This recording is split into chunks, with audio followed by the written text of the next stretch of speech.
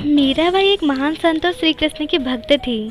अपने ही परिवार से आलोचना और शत्रुता का सामना करने के बावजूद उन्होंने एक अनुकरणीय संत जीवन जिया और कई भक्ति भजनों की रचना की। जब मीराबाई केवल 3 वर्ष की थी तब एक भटकती साधु उनके घर आई और श्री कृष्ण जी की मूर्ति उसके पिता को दी।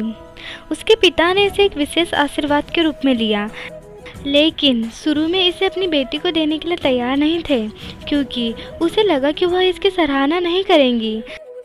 हालांकि मीराबाई पहली नज़र में भगवान श्री कृष्ण के इस चित्रण से बहुत प्रभावित हो गई थी। उसने तब तक खाने से इनकार कर दिया जब तक कि उसे श्री कृष्ण जी की मूर्ति नहीं दे दी गई। मीरा के लिए श्री कृष्ण जी की इस आकृति ने उनकी जीवन उपस्थिति को मूर्त रूप दिया। उसने श्री कृष्ण को अपना आजीवन मित्र, प्रेमी और पति बनाने का संकल्प लिया। अपने अशांत जीवन के दौरान वह अपनी युवा प्रतिबद्धता से कभी नहीं डगमगाई। एक अवसर पर जब मीरा अभी छोटी थी, उसने देखा कि एक बारात सड़क पर जा रही है। उसने अपनी माँ की ओर मुड़कर मासूमियत से पूछा, मेरा पति कौन होगा? उसकी माँ ने आधा मजाक में और आधा गंभीरता में उत्तर दिया, आपके पास पहले से ही आपके पति श्री कृष्ण जी हैं। मीरा की माँ ने अपनी बेटी की फलती फूलती धार्मिक प्रवृत्तियों का समर्थन किया, लेकिन जब वह छोटी थी तभी उसकी माँ का निधन हो गया। कम उम्र में ही मीरा के पिता ने मीरा की शादी राजा भोजराज से कर दी। वे एक प्रभावशाली हिंदू परिवार के थे और शादी ने मीरा की सामाजिक स्थिति को काफ़ी ऊंचा कर दिया था। फिर भी मीराबाई को महल में अच्छा नहीं लगता था। उसने अपने पति की कर्तव्यपूर्वक सेवा की, लेकिन शाम को वह अपना समय अपने प्रिय श्री कृष्ण की भक्ति और गायन में व्यतीत करती थी। भक्ति भजन गाते समय वह अक्सर दुनिया के बारे में जागरूकता को खो दिया करती थी। मीराबाई अक्सर श्री कृष्ण जी के प्रेम में खोई रहती थी। मीराबाई का परिवार श्री कृष्ण के प्रति उसकी और भक्ति को स्वीकार नहीं करता था। मीराबाई ने अपने परिवार के देवता दुर्गा की पूजा करने से भी इनकार कर दिया था। उसने कहा कि वह पहले ही खुद को श्री कृष्ण जी के प्रति समर्पित कर चुकी है। उनके परिवार ने उनके कार्यों का तेजी से खंडन किया, विरोध किया, लेकिन मीराबाई की प्रसिद्धि और संत की प्रतिष्ठा पूरे क्षेत्र में फैल गई।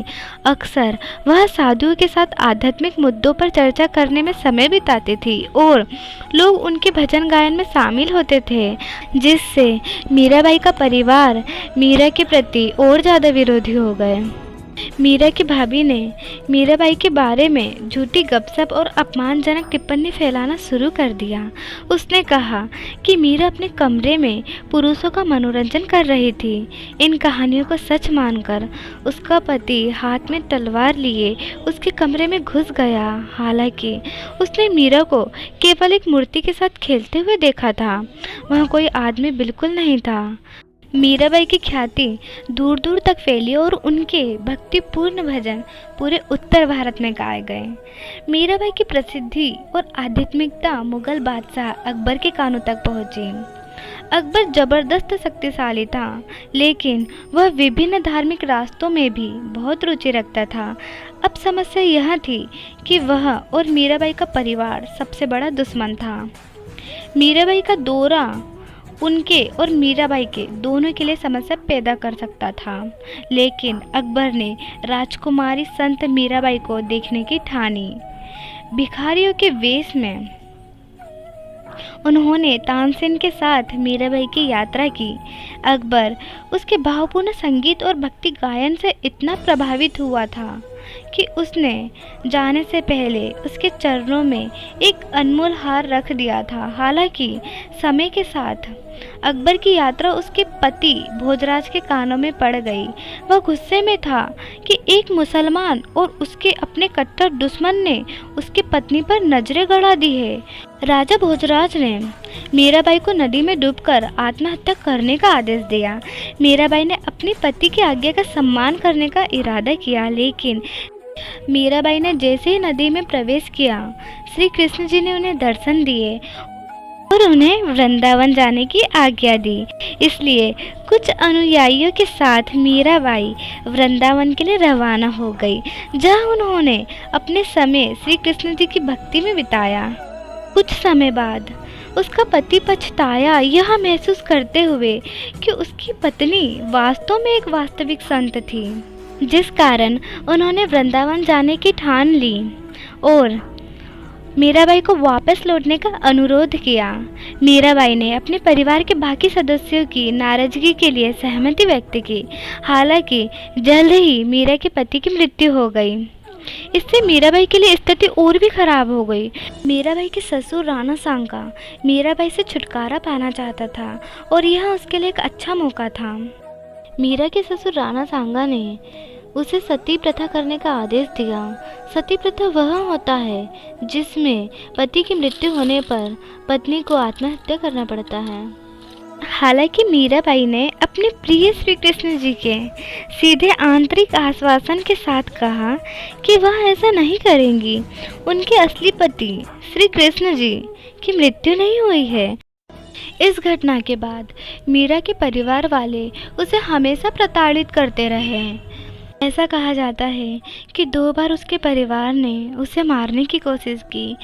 दोनों अवसरों पर श्री कृष्ण जी की कृपा से मीराबाई को कोई नुकसान नहीं हुआ। इन सबसे परेशान होकर मीराबाई ने वृद्धान पुरुषों और संतों की सलाह मांगी।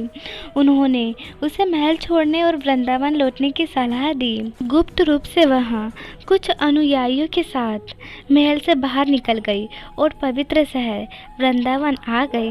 वृंदावन में मीराबाई श्री कृष्ण जी की पूजा करने के लिए पूरी तरह से स्वतंत्र थी।